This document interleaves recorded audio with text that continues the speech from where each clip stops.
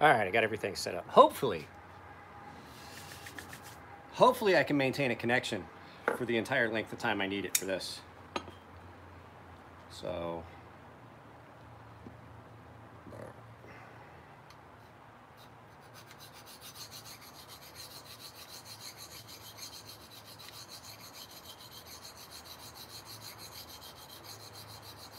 four people here.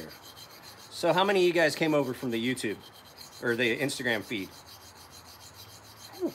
Oh yeah, it's getting ready. I think it's getting ready to rain. It's getting a chilly breeze blowing through. I think I'm gonna get pissed on.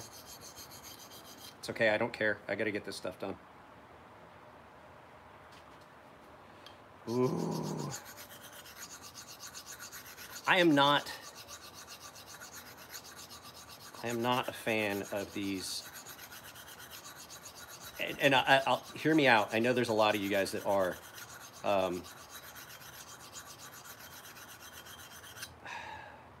These millets, I'm not a big fan of them. They're really touchy to tune and get them locked up to where the action is really actually good on them. And they are, not gonna lie, a pain in the ass to put back together. Because they've got an adjustable, they have an adjustable lock bar insert. And you gotta get that piece of it figured out. So, let's see, who else?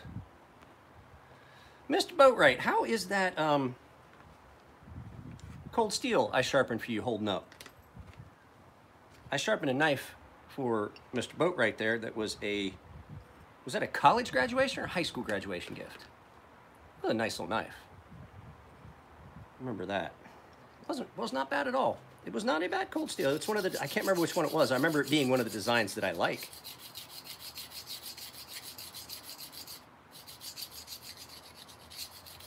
But yeah, not a big fan of these millets. They come out don't get me wrong, they are an attractive knife. There's stuff about them that is just, they're touchy and they're not a lot of fun to do the refinish on. And this one is ground horribly. So I need to let Billy know.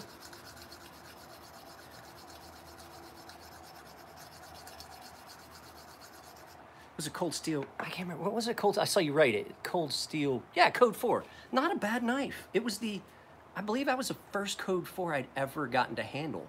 Hey, what's up, Yakov? Get your shit all packed up for the trip? I would tell you, I mean, you're from the Balkans, so the climate's about the same here as it is there, but it's been chilly and damp. I would bring, especially going up to the forge, it gets cold in the shop.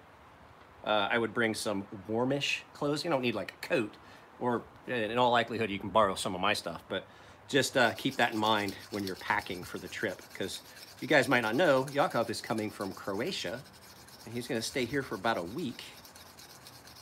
And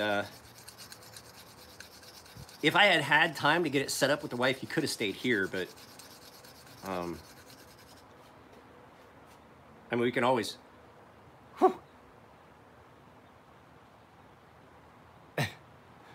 So apparently somebody's watching my live feed after it went live. My wife's excited too. Mainly because you're bringing those skating boots. But, nah, she's excited. She's excited to get to meet you. She's really, really, really appreciative of all the stuff. Yakov has done more to support my business, my channel, and my daughter's ice skating than just about anyone out there. See, the live feed on Instagram was over. Oh, this is ground so badly, guys.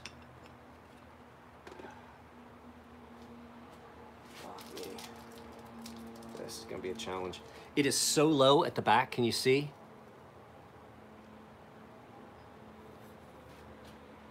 Oh, it's, it cut me. No, it didn't. It's not sharp enough to cut me yet. This is another one that's just, apparently I get all the challenging shit on Monday.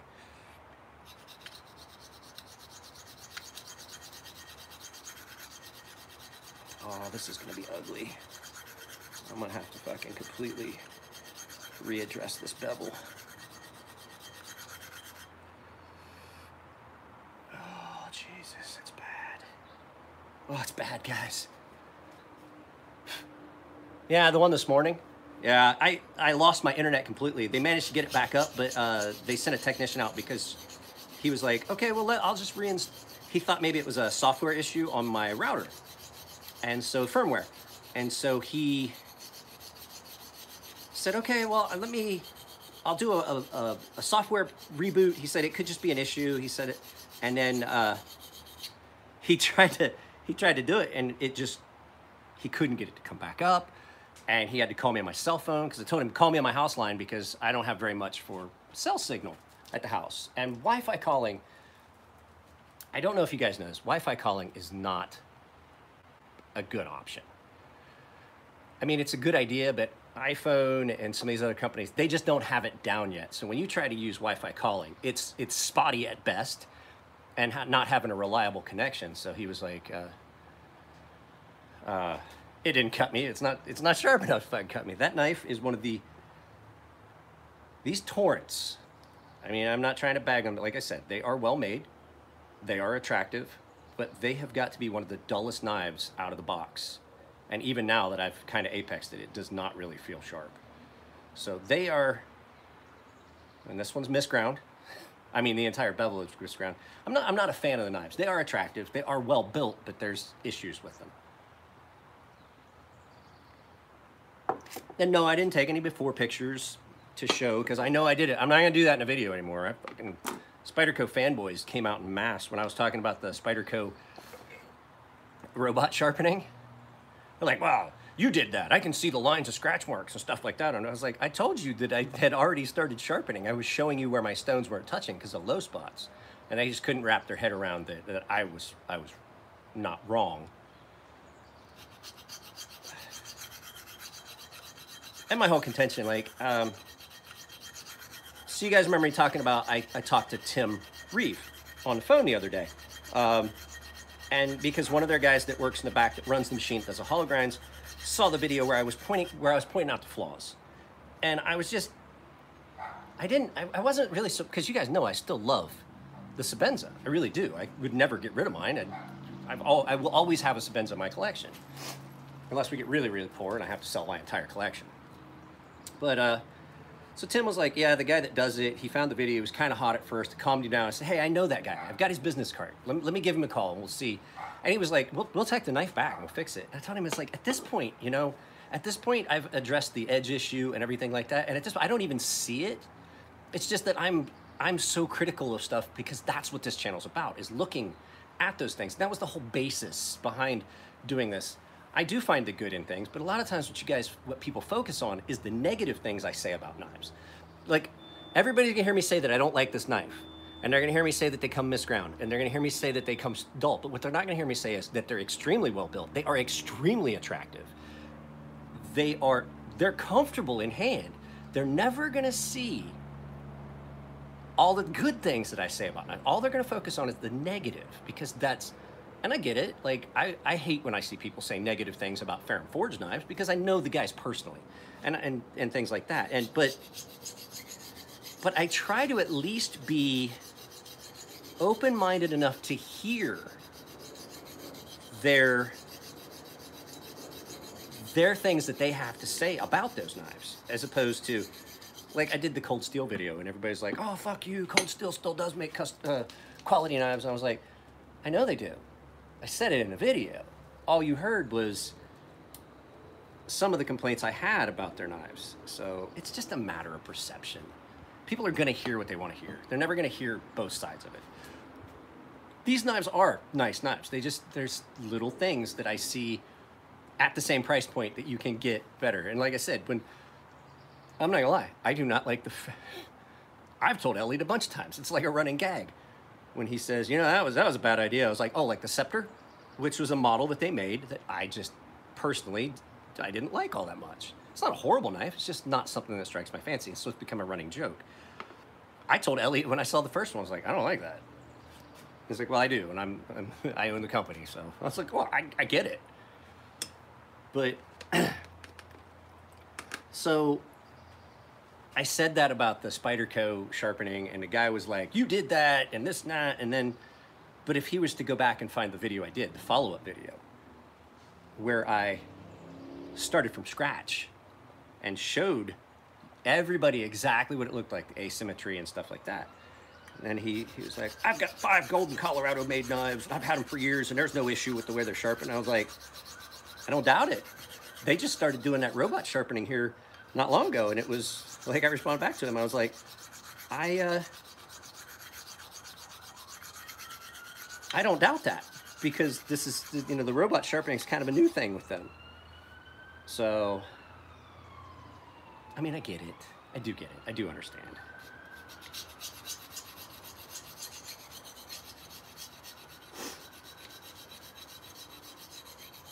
But it's not like I make things up to detract from. But at any rate, like I was saying, like Tim was 100% ready to take that knife back and fix it. And I was like, so I told him, I was like, the video, I probably should go back and readdress that, you know, the issues with that. But at the time, finding out that Chris had left the company and stuff like that was kind of a new thing to me. And I was seeing some things that didn't happen on some of my older Chris Reeve knives that I had, the Sebenza that I'd had before. And I kind of was like, it was more like, I just hope that this is not something systemic that's going to continue. And we get to the point where like Benchmade went from really, really good company to like, I wouldn't buy a Benchmade.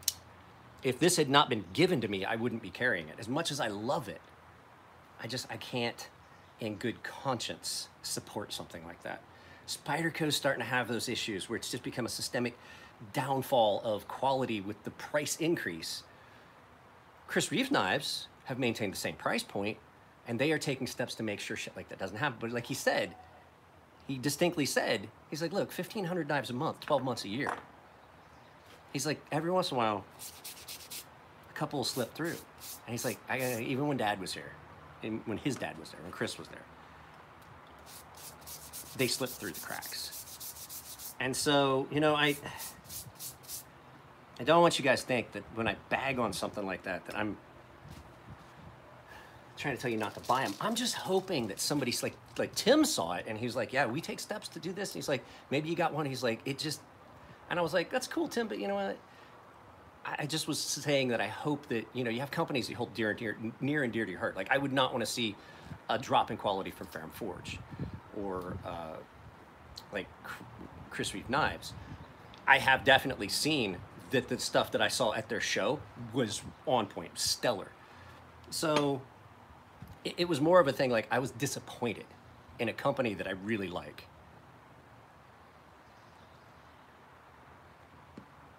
Well, he watched the video. The guy brought the video to his attention, and I was like, and I explained that. I explained that all to him. He's like, oh, that's great.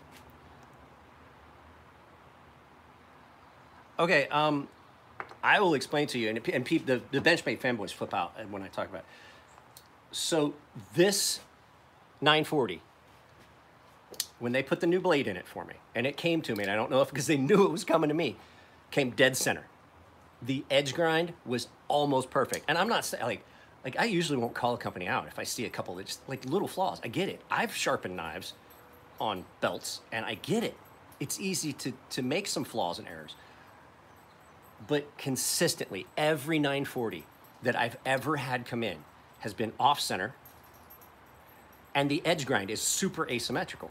Hey, stop. What's the matter? I gave you your medicine. And so there's that, but you're getting the action on them. Like by the time you get them to where they used to be, where they were real smooth, like this one is, because this was broke in, because this is an old knife that just has a new blade. The action's really stiff.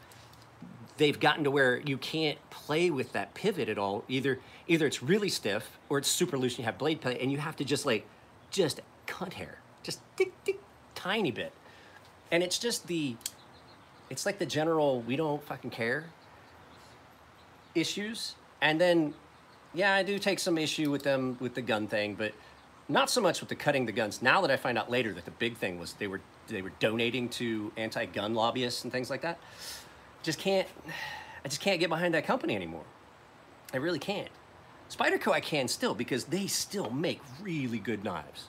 If the only issue with the Spyderco is that the edge needs adjust, that's not a big deal. That's my job. But the quality control that's happening at Benchmade, I don't want to see that happen at places like Chris Reeve, Sebenza, things like that.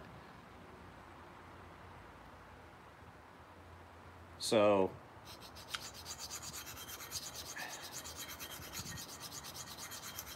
I will, I mean, hopefully, apparently some people have said that they're starting to see a change in some of the Benchmade stuff, and I probably will see it. People send me Benchmades a lot. Benchmade happens to use a couple of materials that are pretty difficult to sharpen. They use a lot of S90V and a lot of S30V. Both of them are difficult to sharpen, which means a lot of times they come to me. Not that people don't have the expertise. A lot of times it's just a matter of having the tools to do it. I have a lot of tools to do it. S90Vs, I don't think S90V is anywhere near as hard to do as 20CV or 20CV or S30V. I really don't think it is. And then you got S35VN, which, if done right, I really like. But yeah, it's just little things that just keep adding and adding and adding. I'm not gonna lie to you. The folks that I talked to at Benchmade at Portland, the guys that took my knife in, and then apparently, I don't know if they I don't know why, but I didn't get charged. Usually it costs $35 to replace the blade. I didn't get charged. They said it was paid in full already, and I was like, really? Okay. So, but I mean, the folks there that were boots on ground at the show, they were great. I met a lot of good people at that show. I met Sean, Big Brown Bear. I met Chris and Eric. I met Eric Touch, Will and Eric Touch, who, by the way, I sent Will a text the other day. So, are you talking for edge finish? So S35VN, depending on how it's heat treated, S35VN just inherently is a softer steel. It really is. It's going to be a little bit softer.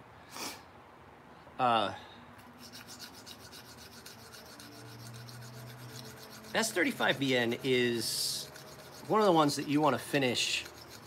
I usually finish S35VN no higher than 8,000. I've done a couple to 10.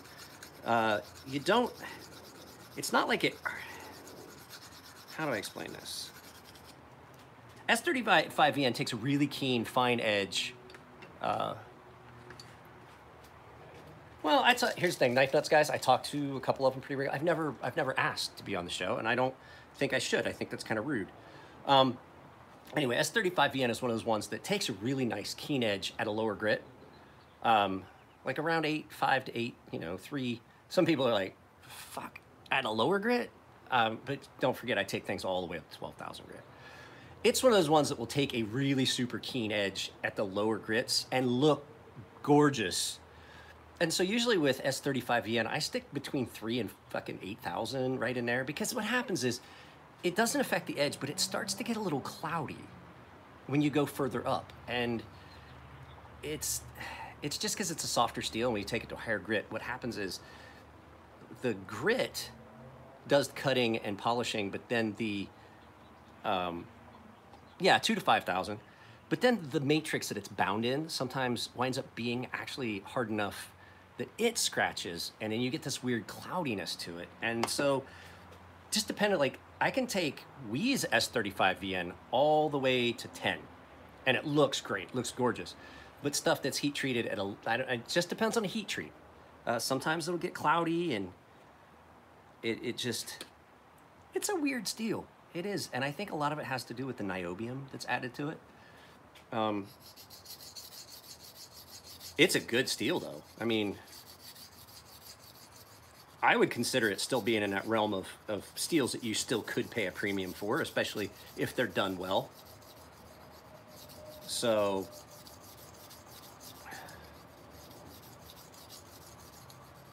But yeah, you guys were talking about Chris Reeves Knives being, Tim at Chris Reeves, that was good customer support. It is. And they always have had good customer support. They are busy, so sometimes it takes them a while to get to stuff. I do know that. People have complained about time frame, but you guys got to figure. Like I said, 1,500 knives a month, 12 months a year. Yeah, I'm still sick, so I'm feeling better, but I'm still sick. But so like I said, 1,500 knives a month manufacturing.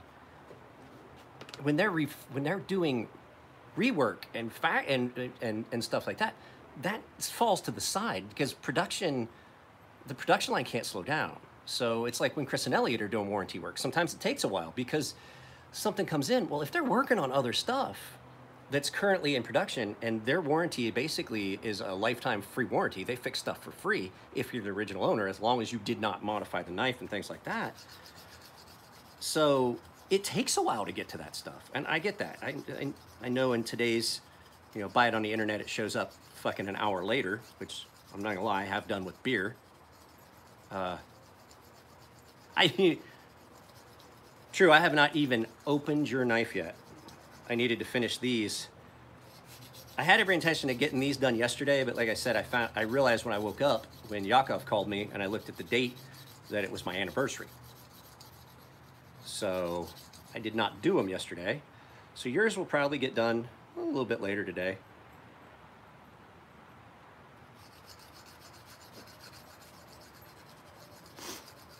I'm doing a refinish on that tops, right? 18 years. 18 years yesterday. Well, technically, since we got married in Japan, it was 18 years day before yesterday. Saturday would have been our anniversary in Japan, because they're a day ahead.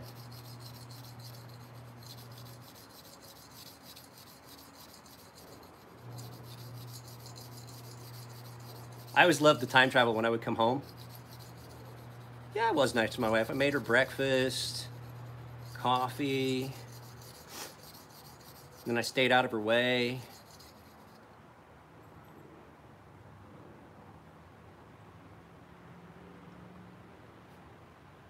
But like I said, am I doing a refinish or a sharpening? I don't remember.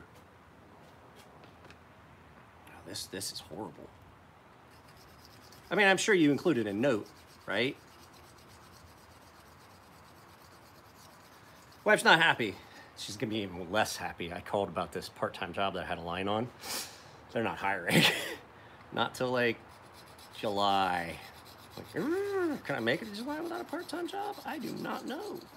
Depends on how long it takes for the Hornet to come out production and see what kind of numbers that generates. Do not know yet. Do not know.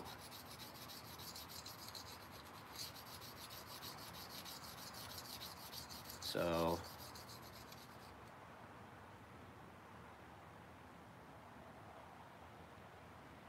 gotcha. Yeah, I remember now. You just want a full 90-degree. That should be fairly easy. Well, I'm not gonna lie to you. So did this. And now it's got a mirror finish and everything, but I'm not gonna lie to you. When I strop it, it'll have the tiniest of micro bevel because of just the way the strop interacts, but it won't be a ground-in micro bevel. It is gonna take work. It took a very long time to get this like this. How am I carrying that? I'll show you. I'll show you. This is actually pretty cool. Let me turn the camera around and I'll walk around here. I did not realize it, but this pocket, oh shit, you guys still can't see. I'll lower you down a little bit.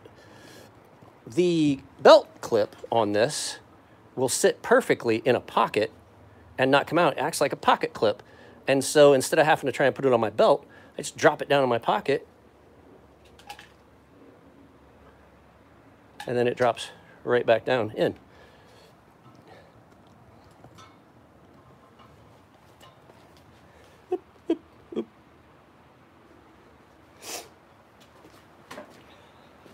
Well, here's the thing. It's always nice to have a heavier duty knife than say something like this. So I didn't even think about the fact that that would sit in my pocket almost like a pocket clip until I looked at it real hard and I was like, you know what? Let me give that a shot. And it came out. It works beautifully like that. So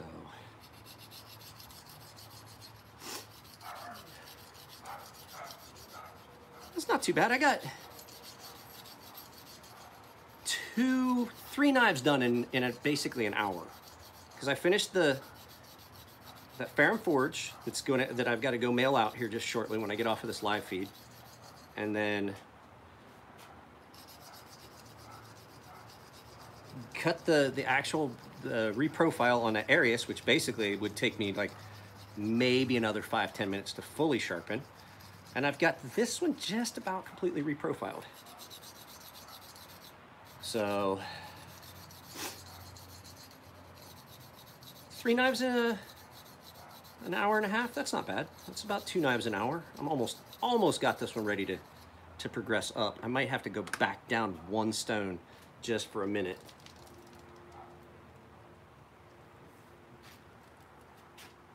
Yeah, I am gonna have to.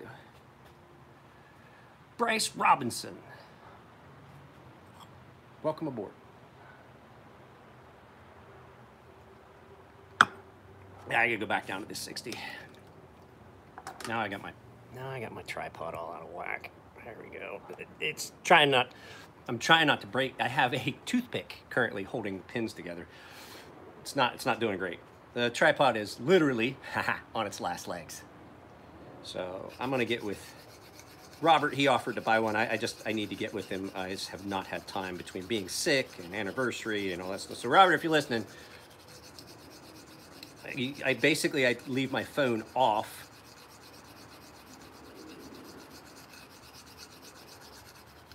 I mean, I let anybody on this channel as long as they're not abusive.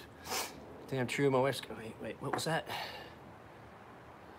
And my wife is gonna want a word with you about these Ferrum Forge knives I've bought lately. The Archbishop 2.0 came Friday. Hey bro, I have no responsibility whatsoever in your purchases.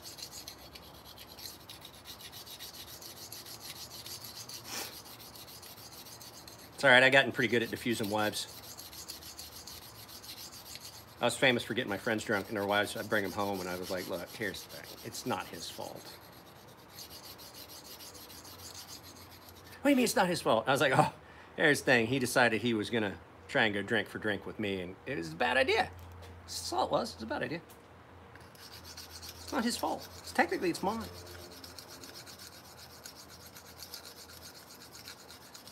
Life lesson, don't try to go drink for drink with me.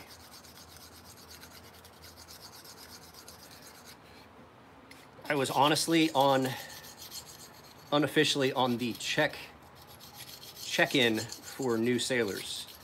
Their chiefs would find me and point me out to their new sailors. So see that guy? See Gunner's mate over there? Yeah, GM3. Don't go drinking with him. I'm like, why? You're gonna get in trouble. And you're gonna go to jail. And I'm gonna be unhappy.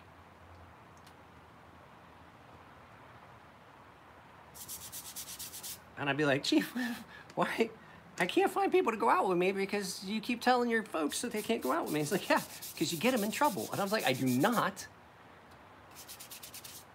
They just hang out and drink with me, and the next thing you know, they have to go home. I've had kids have to go home in an ambulance. I'm like, wait, oh, you okay? Oh, no, don't drink anymore. I have to call an ambulance and shit. I have quite the high tolerance. That's not machismo masculine thing. I actually had a doctor explain to me why I can drink so much. Goes along with the same reason why it takes so much anesthesia to keep me under. I metabolize things quicker than most people.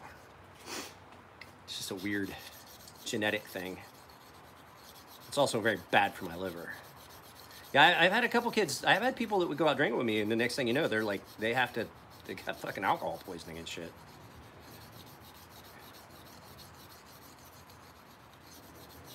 I mean, if you guys remember, you can't go back and find them. Before I started doing YouTube live feeds, I would do Instagram live feeds, and so when we had the house fumigated and I was staying at the Navy Lodge on base, I would come home from doing prospecting from insurance and come back to the hotel, and I'd drink a half a bottle of whiskey in a hour-long live feed, and I was fine. I would go out to dinner, and then sometimes I would come back and do another live feed that night. And so it was when I had my nose surgery that the doctor was like, you know, it took a lot to keep you under. And I was like, what do you mean? He goes, has anybody ever told you that? I was like, no. So he went through and he was checking my medical record, and there were notes on it. They just never told me. He goes, it took a lot of anesthesia to keep you under. I was like, what do you mean? He goes, at one point we had given you as much as like we would give somebody your size normally. And they said I was reaching up and trying to knock their hands away. I don't know if you guys saw that. Perry, the guy that had the stroke, the guy from 90210. Can't think of his name. He was in that rodeo movie, 8 Seconds. Luke Perry, that's what it was, Luke Perry. He had a stroke last week and just passed away at 52.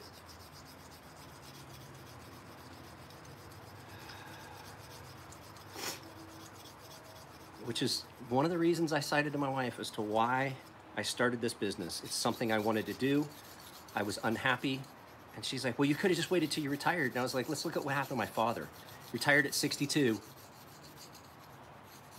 Retired at 62. 3 months later, he gets diagnosed with cancer. 5 months after that, he's gone. Don't want to spend my life with my wife and child unhappy, because guess what? That makes them unhappy. Now, granted, my wife's unhappy about the money situation, but I will tell you what, I am so much better a person to live with right now.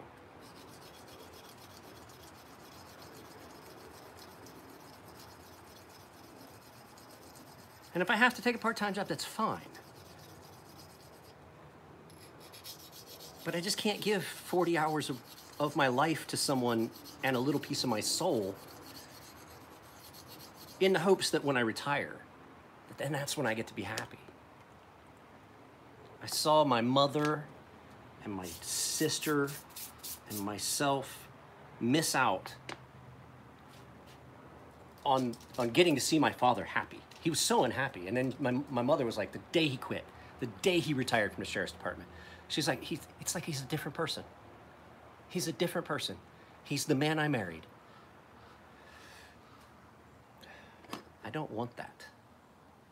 And if that means that I gotta fucking work my dick off just to keep a roof over our head, then so be it. And if that means I gotta go on social media to go to my daughter's fucking, to try and get my daughter's fucking ice skating through a GoFundMe, then so be it. I do not feel bad about asking. There are so many people that go on GoFundMe and ask for frivolous things. What I'm asking for is, it's not that. That child is talented, and I can't take that away from her. So, nice little segue. If you guys want to, you can find my fucking daughter's GoFundMe for her 2019 ice skating. That was not a plug. That's just popped into my head that I mention it every time. So yes, I do put a link to her GoFundMe down below. You guys, you do not believe how good she's. You got the through work? Oh yeah, it is. It's sick. Woo! These get sharp. Once you get them apexed and get them taken care of.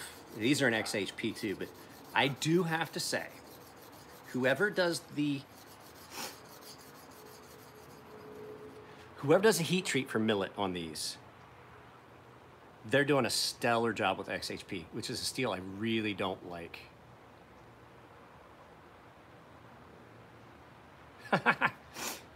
Well, Dean, I was just talking about my daughter's ice skating and the GoFundMe, so you didn't miss a lot.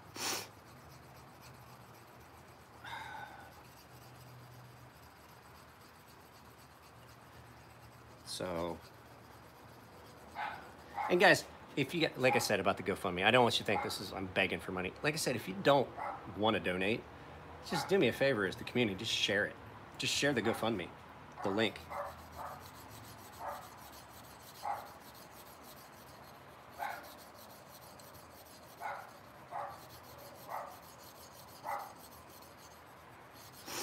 I hate that little fucking dog.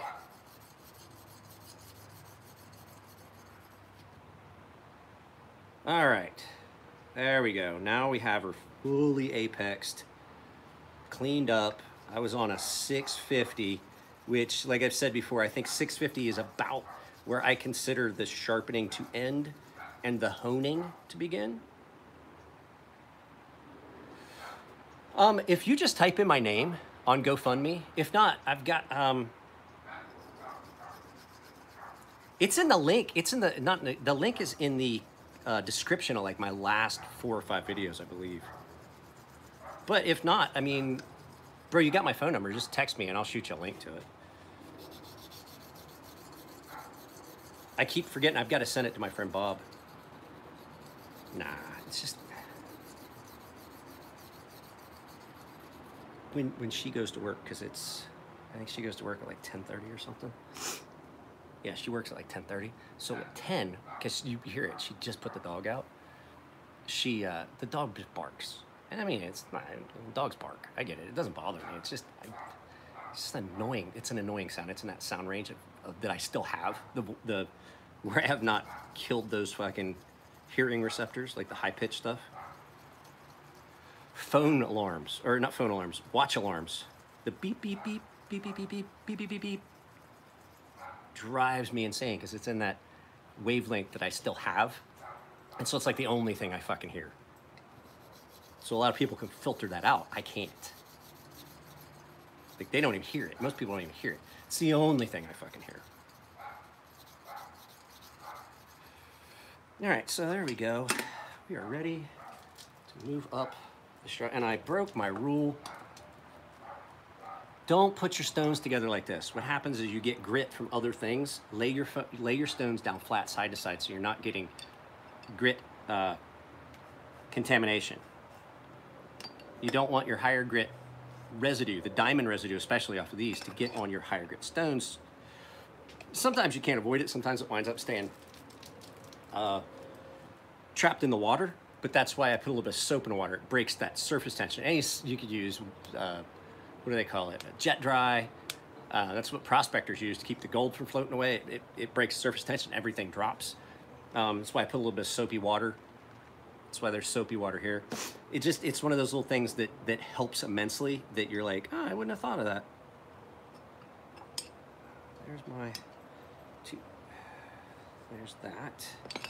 I need my, there she be. So, I do believe that he was in on one of my feeds the other day, but no, I haven't. I just haven't had time, and I don't have any time to do anything. I hate to say it, I don't have any time to do anything for anybody but me right now. I really don't. I have got to maintain this roof over my head, which is getting harder and harder to do, which is why I said I was trying to get that part-time job, but they're just not looking for anybody right at the moment, so I'm gonna keep looking.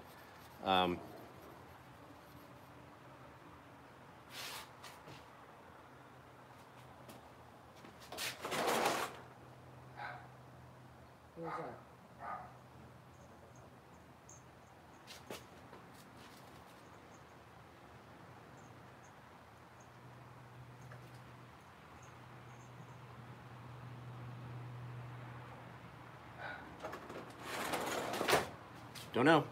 Don't know what it was. I don't think it came from inside my house. I think it was maybe landscapers.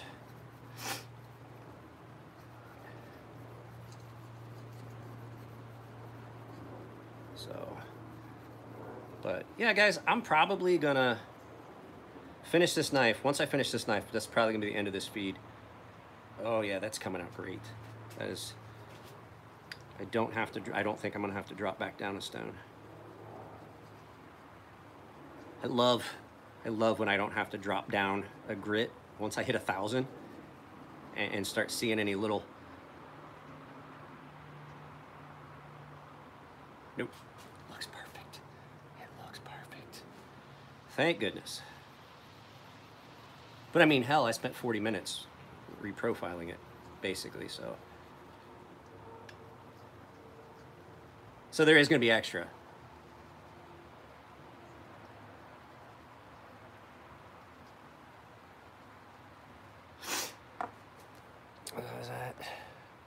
Is there a fundamental difference to the guts of the Archbishop versus the collab like the Crux? Not really. Not really a difference. In the actual constraint, it's just the design is different. Materials are a little bit higher end. Some of the things are done differently, but fundamentally the hardware is about the same. I have no idea. I have no input on that really. That's going to be all them. So somebody asked me what I don't like about XHP. Well, so I specifically, no, there's no holdback rolling detent. Because of the whole licensing thing and the cost. You have to license it. You basically have to pay Jake Hoback for, and I don't agree with it, but we'll talk about that in a different video. But at any rate, I was talking about XHP. XHP is one of those steels that at different heat treats feels different. So this is done really well and it takes a really clean, crisp edge. I've had a lot of XHP that I didn't like. And I mean, it's not that I don't like all XHP. There's some issues with it that I don't like. If the heat treat on it's not good, you get a gritty, coarse, unpleasant edge.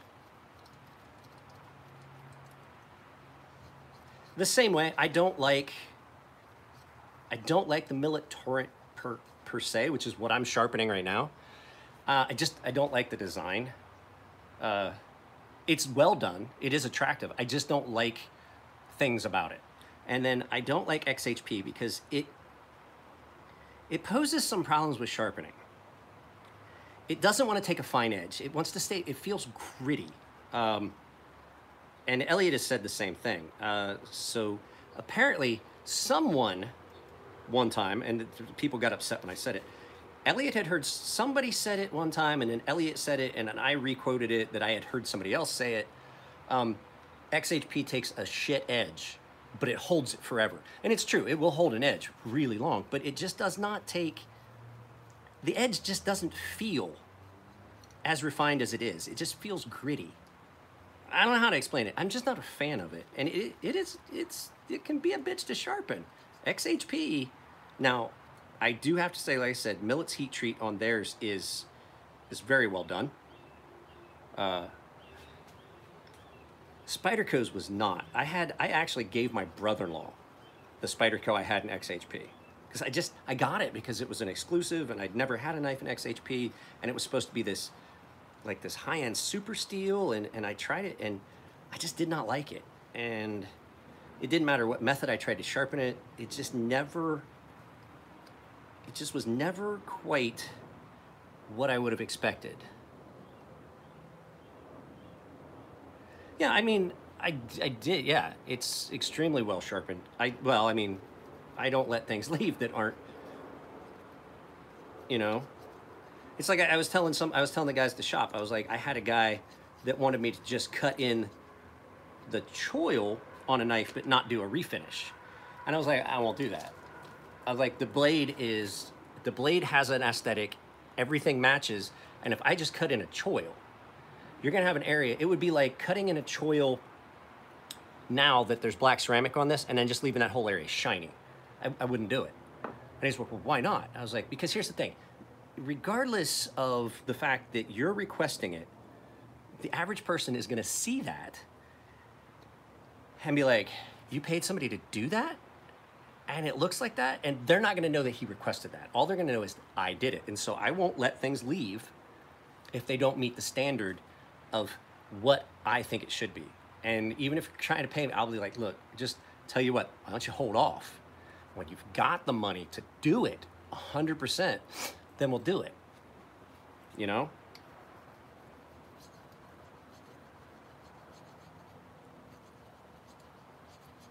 So yeah, I missed out on some money, but the fact is, it doesn't, with a business as small as mine is, and with the little bit of notoriety that I have and people that know of me. It was just getting better, but still, I can't let things go out that then would detract from. Same reason I moderate my fucking YouTube comments so closely. Anything that somebody says, and there's people that say things they don't intend. Like, I've got some followers that have said stuff that I've taken down. Not because I took offense to it. I didn't block them. I just took down specific comments because unintentionally they say things that could damage the business.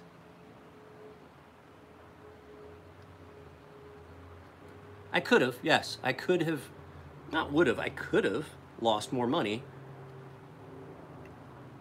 by taking that.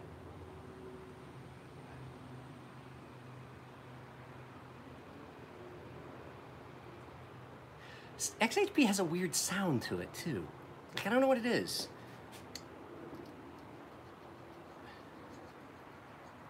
Have you ever had just a knife that when you run your finger on it, it just sounds weird?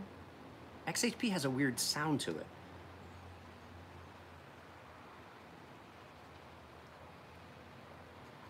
Well, that's thousands of knives later, I noticed things like that. I probably didn't notice that a while back. I don't know if I ever remember talking about that before. Final step.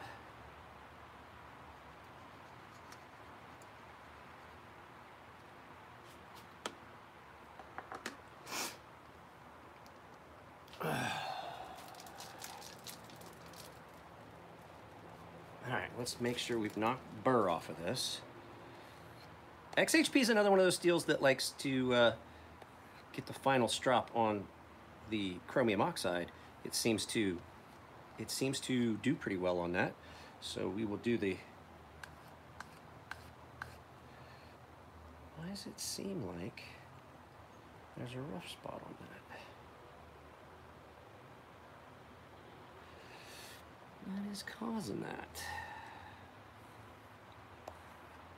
One of the things you can look for to see if you've got any nicks, chips, and things like that, see how there's some lines in that where it goes from, okay, so I went down the strap compound and it looks rough.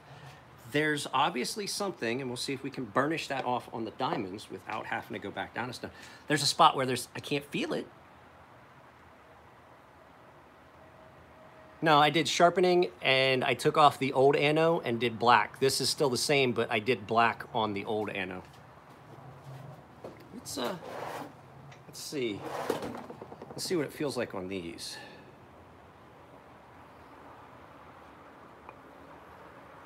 Yeah, there's a rough spot, and I cannot feel it with my fingernail.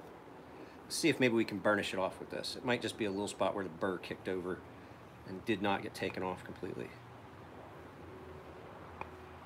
A lot of times you can just burnish that. Nope, I can see it now.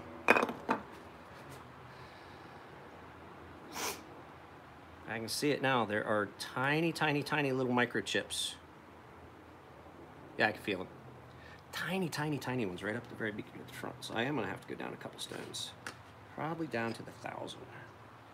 See if we can do it from 1,000 down.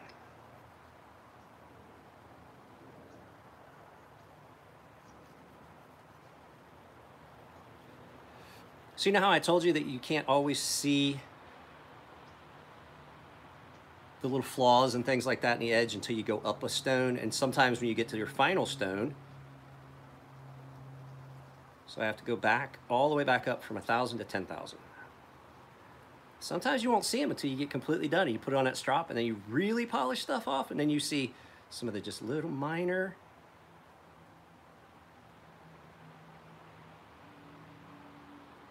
There was some chipping on this edge to begin with. I thought I got it all. I think I just got it back to a point where I think it's gone now. This edge had some chips in it.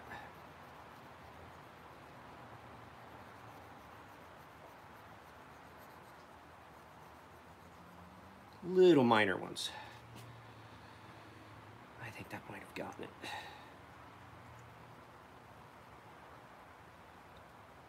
The problem is you can't do just that one little spot. You have to do the whole thing.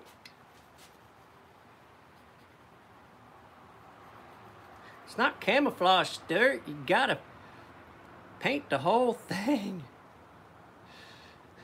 That's an inside joke. You guys won't get it. Where are we at? 50. Yeah, this one's going to be extra. 50 minutes on a knife. That's more than I can do. Way more than I can do just at the set price. So I do like doing these live feeds because it gives me a perspective of how much time I've spent on something. I need to start doing just time. I need to set a timer every time I start a knife. So I think when I finish this one, it's going to be the end of the live feed. I'm going to watch some Netflix while I finish the last other couple knives. There we go. That's...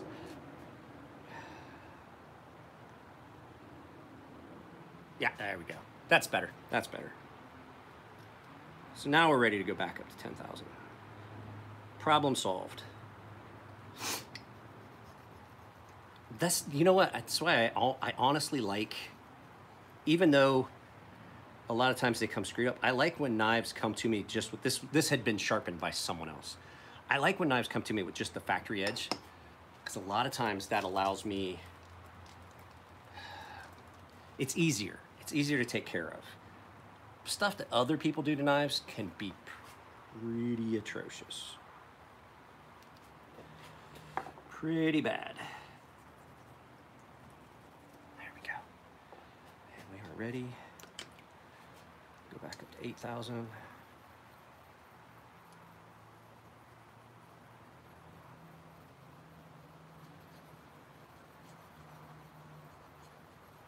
Actually, it keeps me focused. Because I don't know if you guys noticed, I don't have to look at the knife to sharpen it. I can feel where that's at.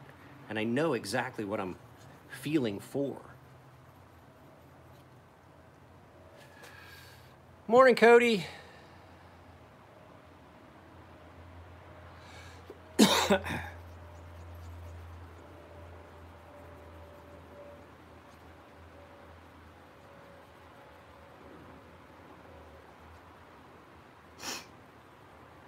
So, I don't think it takes me any longer to sharpen a knife. I mean, you guys have seen me do a knife on a live feed where it's quick, and if there's nothing wrong with the knife, I don't have any problem. I just want to watch some Netflix. That's why I'm going to end the live feed. I could do this all day. I mean, shit, it's only, what time is it? It's only 10:30, and I've gotten 1, 2, 3, 4 knives done. So, and I mean, all this has already been prepaid, so.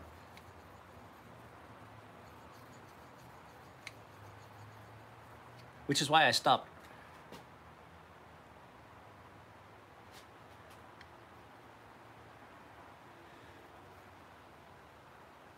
What was that, Eric? Eric just said something. So you're saying I should just ship directly to you first when I buy something new? No, I mean,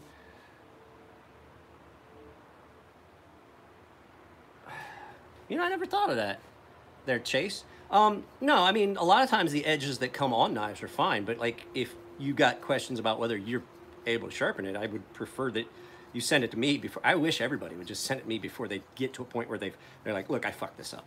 So, I mean, and not even for business. I just hate seeing people do something to a knife that can damage the edge or detract from the life and length of service of that tool. Because I grew up on a farm. We took care of stuff. You know, you throw something away just because it didn't work. You fucking fixed it. And that's the way I treat my marriage. Me and my wife don't get along all the time. I grew up in a weird time capsule of humanity. I grew up in a weird time capsule of humanity where basically I grew up in a different time entirely. Like basically where I grew up was like growing up in the fucking 40s. It was, what's up? It was really religious area, really poor, like stuff that other people had. Fuck, we didn't have cable until, I don't think they got cable TV in my hometown where it was just general access, general cable. I don't think they got that until, I want to say 2000, 2005, something like that. It still wasn't great. And we had something that was like cable. It was basically just a big antenna on the hill, and we paid like $5 a month. But we had, you know, it was just still standard TV channels. It was just something that they put up that a guy called Nemo, that was the name of his company, Nemo's TV repair and stuff. He just put a great big antenna up on a hill, not a satellite even, just so that it was something where you could actually get some reception.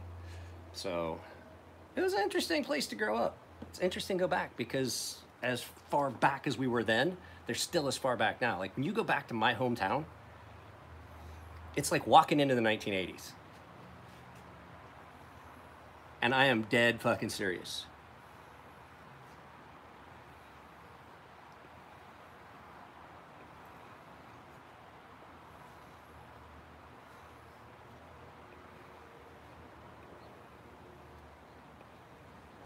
Let's see. Yes, I do believe that has solved all of our problems.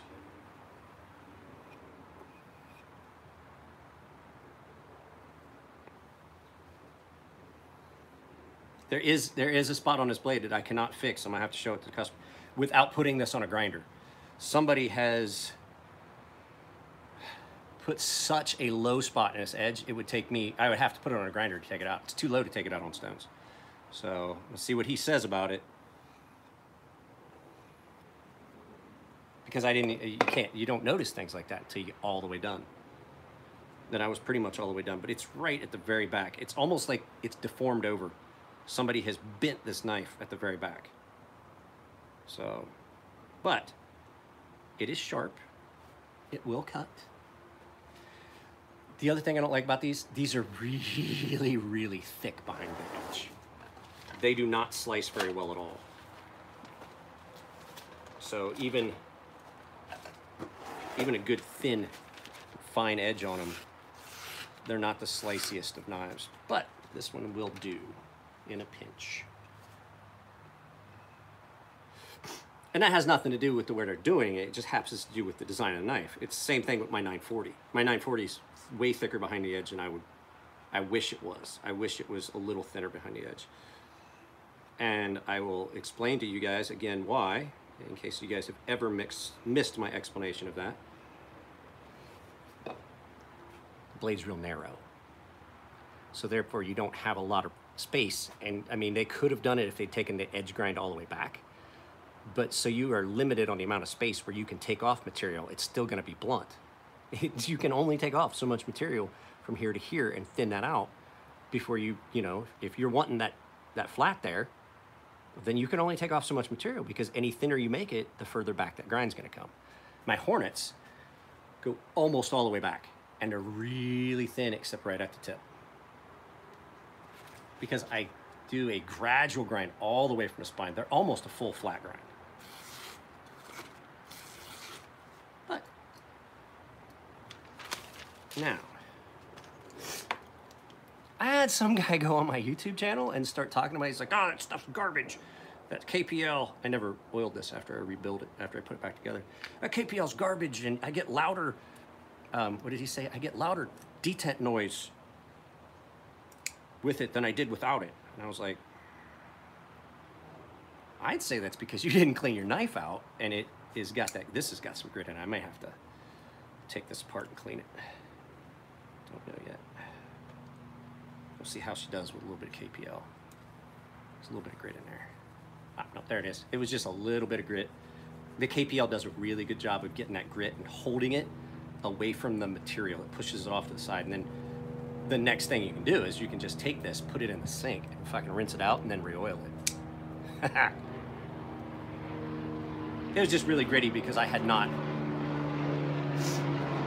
oiled it after I took it apart and put it back together.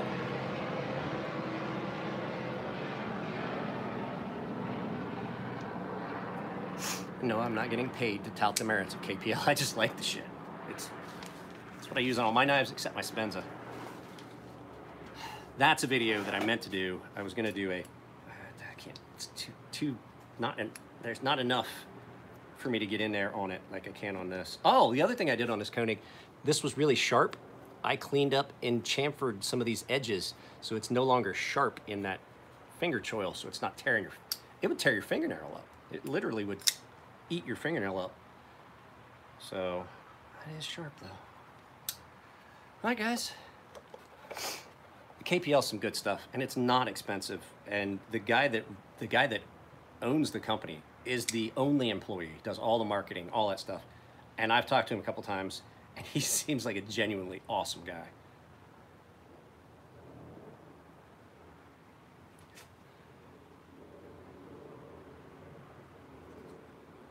10,000 grit.